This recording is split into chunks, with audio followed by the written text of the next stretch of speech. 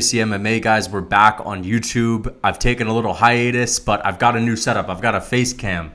I've got visuals on the screen. And this is how I'm going to be doing a lot of the content on here, guys. So we're going to break down UFC Paris. Ciryl Gane, Tuivasa. This is a phenomenal card, an incredible card, and it could basically pass for a pay-per-view. I mean, in 2021, in 2022, let's be honest, the pay-per-views have been mid-tier. And I don't know why the UFC has never really been that great with matchmaking. And I'm just going to say this until I die, because honestly, I just want to get this out of the way. The UFC matchmaking can be excellent. They can throw together an amazing fight. For example, they can throw together a Charles Jourdain and Nathaniel Wood. That's an incredible matchmaking process that went on right there. But they'll also give us, an incredible main event, and then they'll put like Holly Holm and some other woman on the fucking co-main, and then another women's fight to open up the main card. Like, they just always know how to stink it up. Even UFC 276, I believe that was Adesanya and Cannonier. That was supposed to be like an amazing card, an incredible card. Pereira was on there. O'Malley was on there. And originally, even though she was taken off of the card, they had Miesha Tate and Lauren Murphy on the main card. You know what I mean? They always stink it up a little bit. And that's what I mean. The pay-per-views have been stunk up by some bullshit. And we have UFC 279 next week, which is weak. It's Khamzat Chimaev. We all want to see Khamzat. But who's the one guy that I don't really give a fuck about seeing Khamzat fight? Nate Diaz, because we know what's going to happen. Nate Diaz, 37 years old, tofu fed, again, 37, old, out of his prime. He's five punches to the face, and the doctor is going to step in and stop the fight. I mean, it's not an interesting fight. Khamzat Chimaev, the biggest welterweight on the roster, 27 years old, an absolute beast, coming off of a war with Gilbert Burns. I mean, he's going to come back better than ever. I mean, I bet Khamzat Chimaev wouldn't even need to train to beat Nate Diaz. That's how it's not an interesting fight. It's not interesting. We know what's going to happen. And that's what these pay-per-views are. And Ciryl Gane, Tuivasa, Robert Whittaker, Marvin Vettori are pay-per-view worthy.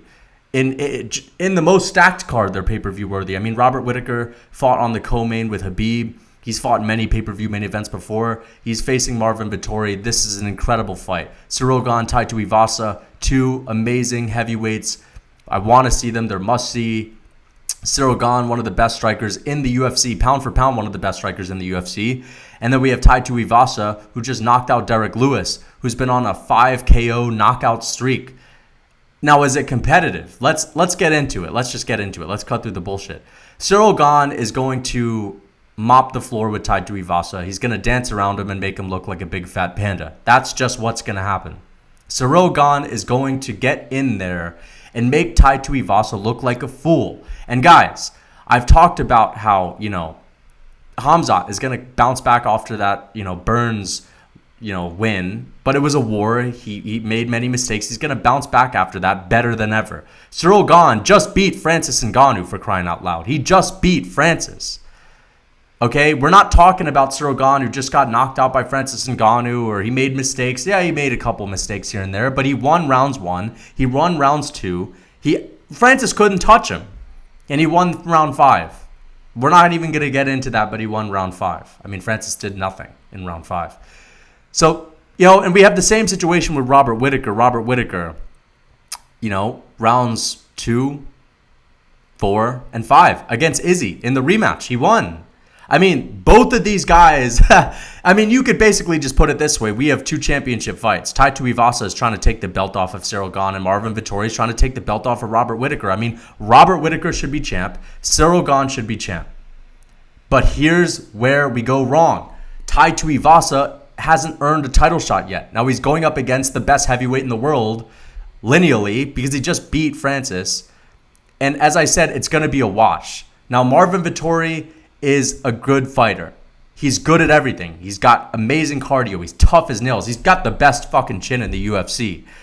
But he's not excellent in any one realm of the fight game when it comes to technique. He's not an excellent wrestler. Robert Whittaker is. He's arguably number 1 and number 2 with Jose Aldo as best takedown defense in UFC history. He's an excellent offensive wrestler, right? He's got amazing, quick, and explosive takedowns. Marvin Vettori is not an excellent grappler. He's not an excellent wrestler. Now, Whittaker's not the best grappler, but Marvin Vettori's not the best grappler. Whittaker has pretty good cardio. He's got good cardio. Marvin Vettori's got good cardio. But when it comes to technique, Whittaker's as slick as they come on the feet. I mean, his striking is pound for pound some of the best in the UFC. Very explosive, fast, crisp with his striking. Amazing kicks. That 1-2 high kick combination that he hits everyone with, you know it's coming, but it just gets in there every single fight, no matter who he's fighting. Knockout power, vicious, injures basically all of his opponents. Marvin Vettori is basically the best chin in the UFC. He's good at everything, but excellent at nothing. I mean, that's it. He's not really good at boxing. He's got decent boxing. That's probably his best part of his MMA game when it comes to his striking, but he's not dangerous. He's not that dangerous. He's not knocking guys out. I believe he knocked down Jack Hermanson, but that was the only time he really showcased his power. He's really all just grit and biting down on the mouthpiece and moving forward, and a pressure striker, a pressure fighter. But that fits right into Robert Whittaker's wheelhouse. That fits right into Robert Whittaker's plan. Robert Whittaker is one of the best strikers that the UFC has when it comes to fighting on the back foot. I mean, his striking on the back foot is second to none, and we saw what he did to Kelvin Gastelum. He smacked him up and lit him up and showed a brand new level, a brand new game. I mean, he took down Kelvin Gastelum multiple times in that fight and landed good ground and pound as well. He outclassed Kelvin Gastelum and made him look like an amateur. I mean, we're talking Robert Whittaker, the man that beat Yoel Romero. I mean, Robert Whittaker has arguably only lost 2 fights at middleweight. That is the Israel Adesanya knockout, clear as day, and the Robert Whittaker-Yoel Romero rematch, where I had Yoel Romero winning, but he beat Adesanya. Again, it's basically Marvin Vettori fighting the fucking champ. And it's basically Tai Tuivasa fighting the champ. But Tai Tuivasa doesn't have that level of striking, and let's get into that. Tai Tuivasa, he's tough, okay? He's been knocked out, he's been finished before, but he's tough, right? He's a big Samoan powerhouse. He's got strong leg kicks, strong low calf kicks, and that could be his path to victory. But if he doesn't land 10 of those fuckers in the first few minutes of the fight, it's over. Ciryl Gane is one of the most elusive, light on his feet strikers in the UFC, and he's a heavyweight. And guys, let's get into the weeds a little bit. Ciryl Gane's not just, a good striker. He's a massive heavyweight. I mean, we're going to look at these guys' stats. And, while it loads, Tai Tuivasa, he's a big heavyweight. He's a big, strong heavyweight. But you look at him and he's got a lot of fat on his body. And that goes to show that there's not that much muscle. He's very flabby. You can tell that there's some good muscle in there, but he's very flabby. He's not very lean. He's 265. He's right around the weight limit. But again, if he were to really cut down, he might be a fucking, light heavyweight. Maybe not. But he might cut down to 230 and be absolutely shredded. If he was to get into Ciryl Gane's body fat, he wouldn't be 247 like Ciryl Gane is. He would be more like 220. So, I mean, Ciryl Gane is much bigger than him. He's probably much stronger than him. He's way more athletic. Ciryl Gane is probably one of the best athletes the UFC has ever seen. And we saw him not get touched by Francis Ngannou when it came to getting punched in the face. Now, this is what I just want to say. When it comes to picking this fight, Francis Ngannou, I know he doesn't have the best technique when it comes to his hands. But goddamn, is he fast. I mean, he is extremely fast, extremely athletic. And he's got a much longer reach than our boy Tai Tuivasa. If he couldn't land a single shot, and this is Francis Ngannou, guys get tentative against him. Guys get scared. They don't open up. They make mistakes when you're standing in front of a threat like that. I know Tai Tuivasa's got great power, but how is he going to deliver that? I don't see him getting in range of Ciryl Gane. Ciryl Gane, 81-inch reach, 247, 6'4". He's coming. He's pissed. I know he said, I lost to Francis and all this, no excuses, but he fucking won that fight, and he outstruck Francis. And I know that guys can outstrike Francis, but no one really survives. And I know he just knocked out Derek Lewis, but Derek Lewis is on the decline. His head isn't in the game anymore. He's been knocked out many times. I mean, you go back before he had that good run knocking out Volkov and a couple other guys. I mean, he's been finished before many times. Tai Tuivasa is going to be the Kung Fu Panda in the octagon, and Ciryl Gane is going to smack him up and finish him. I see Ciryl Gane taking it a little bit of a measured approach in the first round. It's going to be like the Derek Lewis fight where he slowly builds up, picks Tuivasa apart, lands lots of leg kicks, teeps to the body, just softens him up, and eventually Tuivasa is going to gas out. He's going to see that he has nothing for Ciryl Gane. He's going to wilt. I'm not saying he's going to quit, but he's going to start to wilt. It's going to show in his body language, and Ciryl Gane is going to jump on him and finish him. I'm going to go with a third or fourth round TKO, vicious TKO for Ciryl Gane up against the fence. Robert Whittaker, Marvin Vettori. Now, again, I believe the odds are good for Ciryl Gane. I mean, I really don't think it'll be close. I do not think it'll be close. It's going to be a wash. So if you're ever going to bet the house, bet it on Ciryl Gane, guys. I have not bet on a single fight since Amanda Nunes and Juliana Pena's first fight. I had a 6-leg parlay, including the main event, which was Charles and Dustin. Every single fight went through except for that one. And Amanda Nunes was like minus 1,500. So I stopped betting, but I will bet on this. Me and Jacob Ross, my boy, we do a podcast together, MMA Dynasty. We're actually going to pool in some money to bet on these fights. But I'm betting on Robert Whittaker. And look, he's had 2 losses at middleweight. 2 legit losses, getting knocked out by Izzy. Mistakes, had a horrible game plan, was in his feels, was in his head. And again, he's young. This is a young Robert Whittaker. He's young. I believe he's like 31 years old. Marvin Vettori's young, but Robert Whittaker is still improving. Look at his last 2 fights. We have Kelvin Gastelum, just put on a master class. And Kelvin Gastelum questioned whether he still was ready to fight, whether he still had it in him after that. I mean, he humbled Kelvin Gastelum, made him second guess his whole career, just destroyed him, picked him apart on the back foot. Kelvin Gastelum's got pretty good cardio. He's got good cardio. He's got a gas tank. Now, he's a more dangerous striker than Marvin Vettori. And as I've said, Marvin Vettori is a pressure-heavy fighter. He moves forward. He's got that chin to rely on. He's got that grit, that toughness, unbreakable mentally. But he's only got 3 rounds. He's only got 3 rounds. And he's going to move forward, and Robert Whittaker has some of the slickest, fastest, most explosive, technical striking in the UFC. I mean, this is middleweight. The guys at middleweight aren't that great. Robert Whittaker and Israel Adesanya are really the best. And Robert Whittaker, in my opinion, just beat Israel Adesanya, outstruck him for 3 rounds. Rounds 2, 4, and 5. Marvin Vettori, as I've said, Mr. the Italian dream, but I just say the guy who's pretty good at everything, pretty decent at everything, but not very amazing at anything. And Robert Whittaker's an amazing wrestler. He's an amazing striker. And he's going to move forward, Marvin Vettori, and he's going to get smacked up for 3 rounds. Jabbed. He's going to get his head jabbed off. Now, he's got the best chin. He's not going to get finished. Robert Whittaker has got to be prepared to have some strong hands, because I hope he doesn't break them punching Vettori's face. He's going to be landing those side kicks to the knee, that 1-2 head kick combination. And, I just don't see him finishing Vettori. Paulo Costa, we saw him land flush head kicks on Vettori. But you think about it, what's Vettori's path to victory? Is it holding Whittaker up against the fence for 3 rounds? Is he even strong enough to do that? Whittaker's a strong guy. He's got big, strong legs. He's explosive. Is he going to take down Whittaker? Fuck no. He's not taking down Robert Whittaker. Robert Whittaker, as I've said, some of the best takedown defense the UFC has ever seen. Is he going to outstrike Whittaker? No. He leaves his chin in the air. He doesn't have good head movement. He moves forward. He's open to be hit. He's way slower than Robert Whittaker. Robert Whittaker is extremely explosive, extremely fast. I just don't see how Vettori wins. He fits right into Whittaker's game plan, and he's not excellent at any one thing. He's knocked down Jack Hermanson. That was the only knockdown I've ever seen. And I like Marvin Vettori. I love seeing him at press conferences. He's entertaining. I love his fight style. He's unbreakable, and I just don't see him winning this fight. And the same thing with Tuivasa. I love Tuivasa. I just don't see him winning this fight. Ciryl Gane's going to dance around him for 3 rounds, making him look like the average fat Joe who is the average Joe who's fat. Not Fat Joe the rapper, but you know what I mean.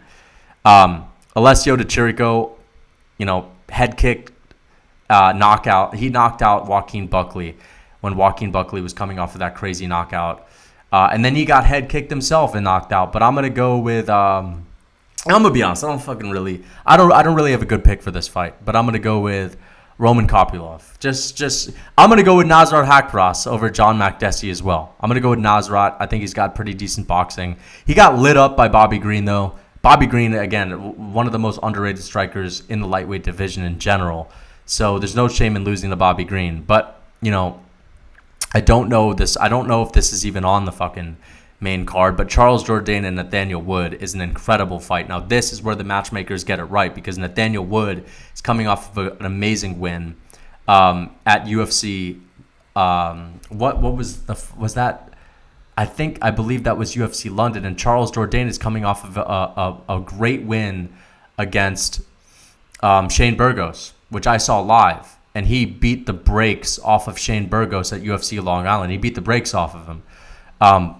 But Charles Jourdain should be ranked, and Nathaniel Wood is moving up to featherweight. I mean, this is his second fight at featherweight. I know he's got a long reach. He's a big, muscular guy, but he's still not filled out his featherweight frame just yet. And I think, again, he's just kind of going to the deep end now. Charles Jourdain should be ranked, arguably 12, 13 already. He should be ranked. And he, in my opinion, is going to be a top fighter at featherweight, like a top 5 fighter at featherweight. He's still young, and I just think it's a little bit too soon for Nathaniel Wood, but it will be a war because Charles Jourdain won't give you a choice. And as I said, there are some guys that are extremely entertaining in this fight game, and Charles Jourdain is one of them. So if you're not really familiar with him and Nathaniel Wood, both of them put on great fights, but Charles Jourdain in specific is just a whirlwind of striking, of amazing, high pressure, high volume, chaotic striking, really technical fighter. And I think he's going to beat Nathaniel Wood. I think he's going to beat him up badly for 3 rounds. And I think it's going to be close in the first round, but I just think it's a big step up. And I just don't see Nathaniel Wood having that power to really keep him off of him. And I think it's a big step up. Nathaniel Wood's still a little green in the UFC. So, let's go to the prelims. Joaquin Buckley, Nassourdine Imavov. I'm going with Imavov. I know some guys are picking Joaquin Buckley like the MMA guru, but I'm going with Imavov. I liked what I saw against him and Edmund Shabazian. He took him down and beat the shit out of him. Joaquin Buckley is a powerhouse. He's tough. He's strong, but I just think Imavov is that step up in the middleweight division. And you know what? The middleweights aren't that great. And I've said it before. Think about the best athletes in the world, especially in the U.S. They all go into basketball. They all go into different sports. Guys that are around that 6 foot to 6'2" range are usually not getting into fighting or martial arts. They're usually getting into other sports. Football, for example. So naturally, the best athletes that are really small and short, they can't play those sports where you have guys that are 6 foot, which are that's that natural, most athletic build. They're going to be short, like wrestlers, 135, 145. And that's why we see the most technical guys at those weight classes, aside from the fact that they're just lighter and they're quicker, they're more nimble, they're more agile as well because they are smaller. But middleweights, I can say this again and again, the middleweight division is probably the worst division in the UFC, men's division. The worst divisions in the UFC are all women's divisions. But I just think Joaquin Buckley has been impressive, but he's not that guy. I'm sorry. He's not that guy who's just going to come in and knock guys out. He's landed a spectacular knockout. He's got some good knockouts, but he doesn't have that one punch that can just, listen, a lot of his knockouts come late. And he does have one punch knockout power. But what I mean is he's not fucking Francis Ngannou. You know what I mean? He's not going to just touch you and you're done. You're out and you're in a coma or whatever. Like, Nassourdine Imavov's a much more skilled fighter. He's going to be fighting in front of his home country. I know he's from Russia, but he fights out of France. The crowd's going to be behind him. He's Ciryl Gane's training partner, or one of them. I'm sorry, I'm just going with Nassourdine Imavov, and I think he's going to KO Joaquin Buckley. I think he is. Joaquin Buckley's been KO'd before. He's been KO'd by Kevin Holland. He's been KO'd by Alessio Di Chirico, and I think he's going to get knocked out by Nassourdine Imavov. Straight up. I think it's that next level skill.